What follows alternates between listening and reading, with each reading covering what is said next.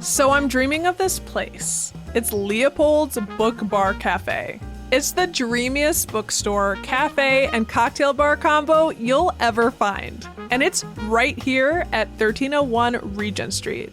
They've got the latest books from around the world, wines to sip or take home, and live jazz, plus open hours until midnight most nights of the week. You can grab a drink or dessert and just kick back at Leopold's. Today on CityCast Madison. It's Thursday, so of course, we're dishing on Madison's food scene. Is it just me, or is it getting pretty crisp outside? You know what that means? It's time for apple picking. It's day 3 of our fall getaway series, and we sent show regular and Cap Times food editor Lindsay Christians out on a mission. Tour nearby apple orchards to see what the Madison area has to offer. Lindsay shares her spoils. It's Thursday, September 28th. I'm Bianca Martin, and here's what Madison's talking about.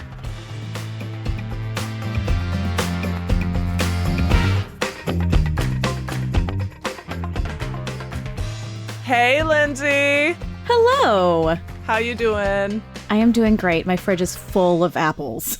You've been going out getting the goods for us because fall is officially here. Local orchards are in full bloom, and I want to know, where are some of your favorite places to go apple picking? So I want to issue a disclaimer right at the very top that I do not pick apples. I just don't do it. I think that some people think it's fun, but I have no children and I have precious time. So I decide to usually get the apples that have been picked for me. Smack down. Your time is too precious to pick apples, but you did do it. I went to a lot of orchards, but I didn't pick a gosh darn thing. I just got the beautiful apples from the farm store. And I talked to a lot of people about apple picking. So I feel like, I did my job as a journalist, but I did not pick anything. And I don't have any regrets about that. But pretty much everywhere I went, with one exception, allows apple picking.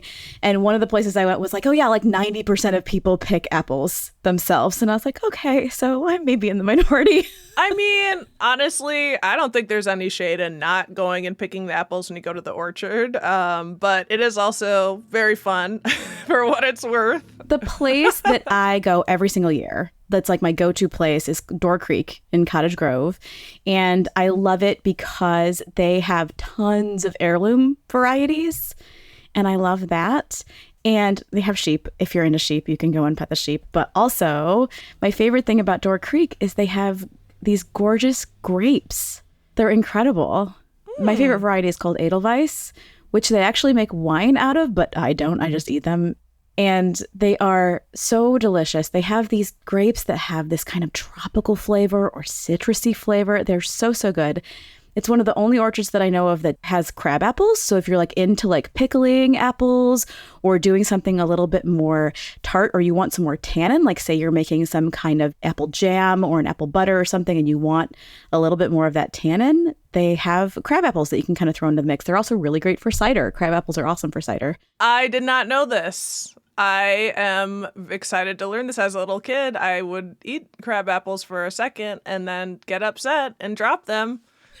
Took me back to age 5 there. Door Creek is amazing. One cool thing, too, about Door Creek is if there's a particular heirloom that you really love, say there's a Cox Orange Pippin that you really want, or there's heirlooms like Calville, Blanc de Vale, and Duchess of Oldenburg, and Ashmead Kernel, and Esopus Spitzenberg. These are all heirloom apple names, and they're all really interesting. Some of them have kind of wine-like flavors. Some of them are not very beautiful, but they're very delicious. And if you have one that you particularly love, you can drop your name and your email in the little basket at Door Creek, and they will email you when it's there. That is some fancy namery happening. That is so fun. I mean, the first one you mentioned, I was like, oh, I don't know, I've heard of that one. I hadn't heard of any of those, and they sound fun. Some of them don't last super long. Well, how many varieties do they have? Oh, God. I'm never going to know how many varieties each of these orchards have, but I think they're close to 100. Really? It's wild. It was 80 a few years ago when I interviewed Liz Griffith, who's one of the owners of the orchard. And I think they've gone up since then. My brain is exploding at the thought of 97 varieties. And you said some of them don't even look good, but they taste good? Like, which ones? Yeah, but they taste good, or they have specific uses. For example, like if you're going to be making a cider, you want a bunch of different kinds of apples. And sometimes the best apples for eating are not the best apples for making cider. That's actually often true. I guess I've heard that for cooking. Yeah. And so that's kind of going east, Cottage Grove, Door Creek. What about some other spots? The first place I visited on my little tour of apple orchards was Munchke in Mount Horeb, and it's at the top of a hill. I was visiting there on my way between Mineral Point and coming back to Madison. They have a German Shepherd on site who's a working dog, and he's keeping all the goats in line. They have cows, and then you get into like this lovely little farm store, and they're near Hook's cheese. So they have a huge case of Hook's, all the different cheeses that Hook's makes, which is kind of fun. They had Zestar, which is an early variety in the shop at the time. And they also had some early Honeycrisp, which is basically the same as a Honeycrisp, I guess, but it ripens earlier, so you can get it sooner. Oh. And a lot of people love Honeycrisp. It's one of those great apples for everything, for eating and baking and everything. Yeah, that's my favorite. That's always the one I'd be like, where's the Honeycrisp? They're lovely. But you're saying it's a similar apple to Honeycrisp, but it's not an actual Honeycrisp. It is a Honeycrisp. Okay. It's just a variety that ripens a little bit earlier. What apple growers do a lot is they will say, take a specific kind of apple and be like, you know what? These Macintosh are delicious, but they only get red on the side that is closest to the sun. So part of the apple will be red and part of it will be green. And when people go out to pick them, they're like, oh, these green ones, they aren't ready. But they are. They're ripe. They just aren't red. So there are like red Cortlands and red Macintosh that are bred specifically so that they just turn red all the way around the apple. The apple's pretty much the same. They taste the same, but it's all red, so people will be more inclined to pick them. Yeah, it'll be more of an apple of the eye, you know? Exactly. Yeah, they're called Ruby Max. I'm already learning a lot, so I'm having a little bit too much fun. Yeah. They're great. They're really good. So that's what they had. And they'll have different things. They also have Crimson Crisp for pick your own a little bit later in the season. They had just like 2 or 3 at the time that I came by, but I was pretty early in September at that point. Okay. Munchke and Mount Horeb. Where else did you go on your tour? Well, after that, I went to Appleberry Farm in Cross Plains. That was the only orchard that I visited that is dog friendly. So you can bring your canine companion on a leash, of course. And I saw a lot of dogs and I saw a lot of wagons and a lot of kids. But to be fair, everywhere I went was very family friendly. So it's not going to be different orchard to orchard in that case. This one, they have a chocolate chip ice cream shop on site. Love it. Appleberry Farm has been around for a very long time, but they're under new ownership. They are now owned by the owners of K&A Greenhouse, and they have installed some new greenhouses actually on the property. So it's sort of related to that business. I think it's been for the past couple of years. They are wonderful in terms of just the variety, again, that you can get. But the cool thing is they give you a map. Like when you come in, people come in and they want to pick their own and they pay it by the pound, and they will like circle what's in season and where you should go picking. So they'll tell you where to go. Did it seem intuitive? The trees are sort of all over. I mean, some of them were labeled that I could see, but not all of them. If you're going apple picking, maybe you just love apples and you're good for whatever. But I talked to a couple of the workers there and they said, yeah, something like 90% of people go and pick apples and very few were like me and go straight to the farm store. I had a fabulous time though, just like picking out like different varieties and trying. What I try to do in cases like that is separate the apples that are good keepers from the ones that I need to eat right now, because some apples will be like crisp and tart and fresh and lovely pretty early, but then they get kind of mealy. We've all had late season apples that are like, oh. It's like it's a little gross. Something's happened. It's turning. Yeah. So I have a little like dorm fridge in my basement. And so the apples that I got that are good keepers are down there and they're labeled. And the apples that I need to be eating like right now are up in my main fridge. I got some Chenango strawberry, which is like a crisp and juicy apple. I got some Worcester Pearmain apples, which has like a distinct strawberry flavor. And I got a Japanese cross called, I don't know if it's a cane or a kane, and it said perfect for fresh eating, and I was like, sold. Put it in my face. I've also never had a strawberry flavored apple, I don't think. So color me intrigued. They're so fun. I have had apples that taste a little bit like tropical, like kind of like pineapple. I've had them that sort of taste like kind of like a wine-like flavor where it almost tastes like a little bit fermented. We are so blessed with apples in Wisconsin. We get so many cool ones.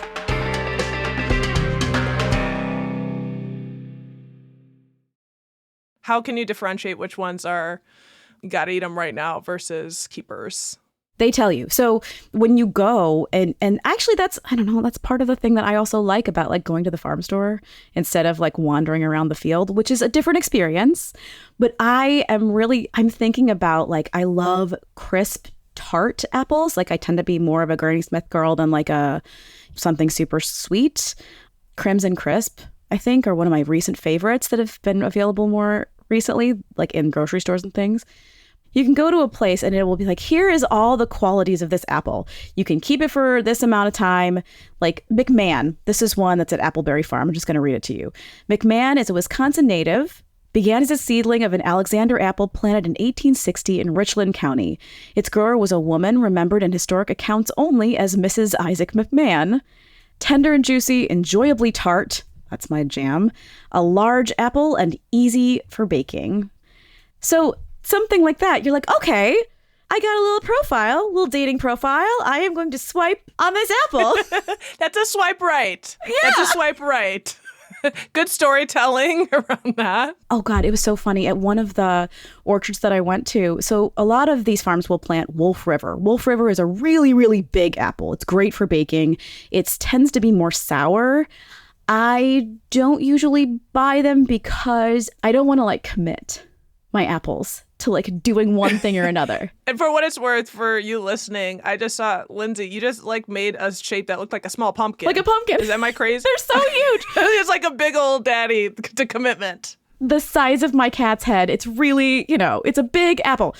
But yeah, so they're really big apples. They're great for baking because they tend to, soften and sweeten when you cook them. And you need to cook them to get them to be sweet enough. One of the orchard, like little, table talkers at the orchard was like, this is an apple. People like it for baking. Some say that it does this when you bake, but I've never had that luck. So good luck. Like, oh, it's a maybe. That's not a great sales pitch. No, but people still buy them. Mess around and find out. I just thought that was really funny. I was like, oh, the person who grows this clearly does not like this apple, but feels obligated to have it because people want it. It's going to sell either way. Yeah, but it's like not even tart. This is sour. It's interesting you point out that dogs are allowed at this one. You mentioned Munchkie's got German Shepherd on duty there, but it seems like maybe a lot of the other ones maybe don't bring your dog. Yeah, don't bring your dog. And it's the same reason, I feel like we talk about this a lot, but you don't bring your dog to most places because it's a liability. And it's an insurance thing. And I think that's, for the most part, why people don't want you to have pets, because there are animals on many of these orchards and farms. I went to Apple Garden in Fitchburg, and one of the cool things about that, again, they're all super family friendly. This one had raspberry picking, which I really love. Ooh. I know. And I was like, oh, this is like actually something that I would come back and do, because apple picking is a whole thing. I don't like the wasps and hornets and everything that also like apples. Get drunk on the apples when they fall, Okay. Raspberries are a great height. You don't have to crouch down like you do with strawberry picking. And that's the only way that you can get them at Apple Garden is you have to pick your own raspberries. They have different varieties. They've got some red ones and some yellow ones. And I said, well, what's the difference? And he said, they just ripen at different times and they're different colors, but they taste the same. And if you are a cider maker or you're making a lot of applesauce, if you're somebody who likes to make a lot of applesauce, Apple Garden has seconds. It's like $35 for a 20-pound bag, I think. Seconds? So the pretty ones are on the trees, and then they pick them, and then they put them in the beautiful bushels and whatever, and you look at the pretty apples. The seconds are the apples that are a little bit bruised, a little bit like janky looking. They've got like maybe some dents, nicks. So they had ginger golds and Paula reds, which are both early ripeners in 20-pound bags. And those are great. Like if you don't care what it looks like, if it doesn't have to be pretty for you and you just want to make a bunch of sauce or cider or something, if you've got a press, that's your way to go. The guy I talked to at Apple Garden in Fitchburg, he planted some Sansa, which is a Gala cross, Suncrisp, which is a cross between Golden Delicious and Cox Orange Pippin, which is an heirloom variety. Some cool stuff coming out of that farm too. Man, there are a lot of options. I was just going to throw out there, Alpine Ridge in Brooklyn, Wisconsin, apparently is a really nice one as well, and has a lot of things for kids specifically, like farm animals, apple cider, and donuts. I selfishly want to bring up my favorite place to go, which is in Baraboo, Sky High or Ski Sky High Apple Orchard, which I grew up going to and have a very funny story. But they've got dozens of varieties, and it's like right by Devil's Lake, and it's such a vibe. It's so beautiful during the fall, which I know lots of these places are, but love Sky High. Wait a minute, what's the story? Last year, or it was maybe 2 years ago, what is time? But I'm thinking it was last fall. I was with my grandma trying to get cider, and cider is like there's something in that cider. I mean, of course I'm joking, but there's something so good that it runs out very fast all the time. We went and it had run out, and we were like, oh man, this is such a bummer. We'll get them next time. And then we went back the next time to get our cider. We got there like pretty bright and early, like 9 a.m. And they were still out. And my grandma, it was basically good cop, bad cop. She was the bad cop, and just like, I just don't understand. Like she like really just didn't understand why we couldn't get it. And I was also a little like, what's going on? Like, so we have to come back a third time, and like, and then they leaned in. We somehow broke them down. It was definitely grandma. But they like said, go to your car. We'll bring some out. They were portioning or like keeping some back because they were trying to change their business strategy. Because they'd done it, it's really so popular, and, they can only make so much at once, and like, it sells out right away. And so how do they, they have the right, but the whole store, I mean, it's like a big farm store that people were walking around and also disappointed. But we were local Baraboo people, lots of like tourists come and all this other stuff, but they were not going to let Miss Janet P, my grandma, go without her cider. And it was actually really, really, really sweet, but also hilarious. That's so funny. You just got to bring your grandma and she will negotiate. Master negotiator. Yes. I love it. And just by asking questions like, I don't understand, because it was a reasonable one. But Sky High's gorgeous. You can hike around there too. It's just like always wonderful for fall colors. Stop by on your way to Devil's Lake, whatever.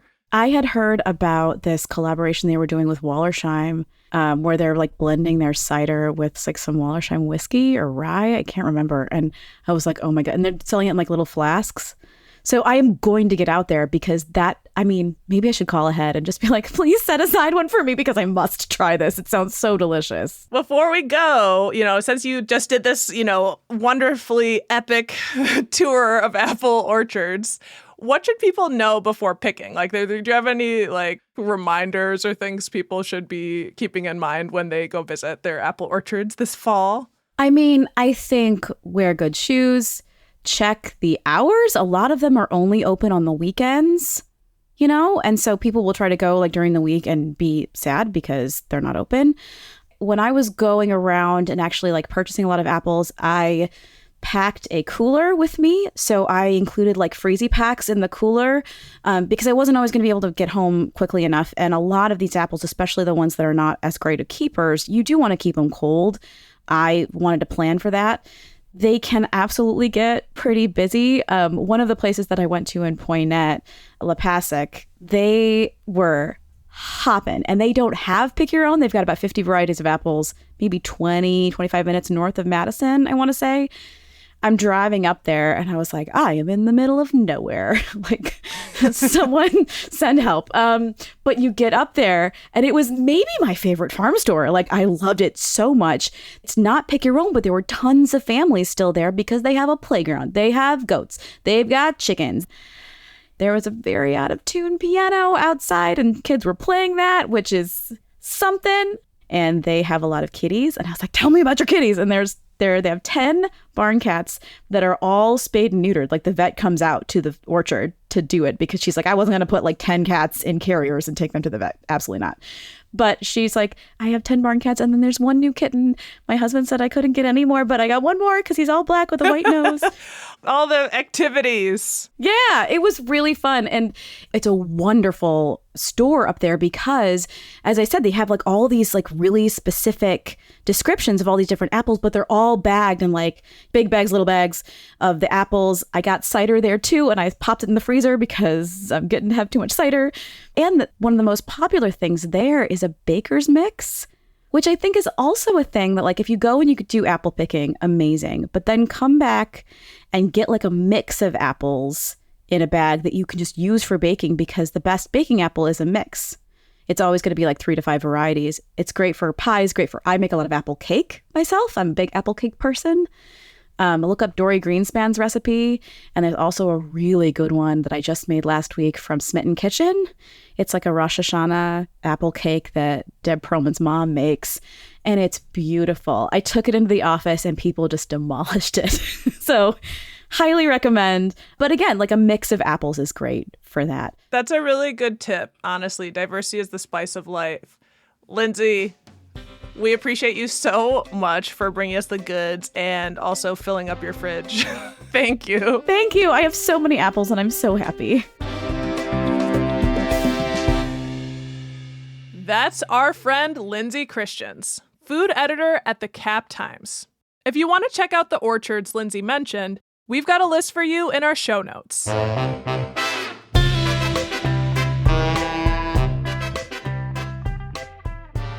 And here's what else Madison's talking about. Since we've been talking about the power of diversity in apples, how do you like these apples? Over at UW-Madison, the university's committed to maintaining its diversity, equity, and inclusion efforts. Specifically, DEI scholarships and race-neutral fee waivers given to students with financial hardships. The university says it's ensuring admissions decisions comply with the U.S. Supreme Court decision striking down affirmative action. And if you're looking for something quaint and Wisconsin-y to do this weekend, there's an outdoor market that may be for you. This Saturday is Cheese Fair Off the Square, a free event that's part of the Art of Cheese Fest, also happening this weekend. There'll be award-winning cheeses to sample and buy. That'll be located, per the name, right off the square on East Wash, between Pinckney and Webster Streets. Check out our show notes for details. That's all for today, here on CityCast Madison. I'm Bianca Martin. If you enjoyed this episode, why not share it with someone who likes local fruit? Apply some peer pressure. We'll be back tomorrow morning with more stories from around the city. Ciao.